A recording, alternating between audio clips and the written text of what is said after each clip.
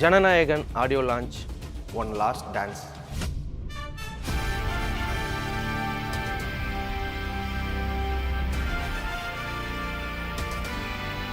கிட்டத்தட்ட தளபதி திருவிழா அப்படின்ற மாதிரி எல்லாருமே எக்ஸ்பெக்ட் பண்ணிருக்காங்க.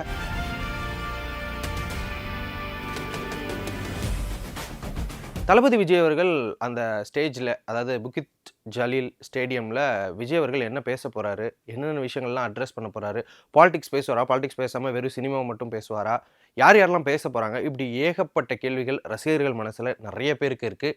அதை எங்கே போய் பார்க்குறது, எப்படி பார்க்குறது அப்படின்ற மாதிரியான கேள்விகளும் இருக்குது. அதை பற்றின விளக்கத்தை நான் கடைசியாக சொல்கிறேன். முதல்ல இந்த ஆடியோ லான்ச், அதாவது ஒரு படத்துக்கு எக்ஸ்பெக்டேஷன் இருக்கலாம், பட் ஒரு ஆடியோ லான்ச்சுக்கு இவ்வளோ பெரிய எக்ஸ்பெக்டேஷனா அப்படின்ற மாதிரி நிறைய கேள்விகள்.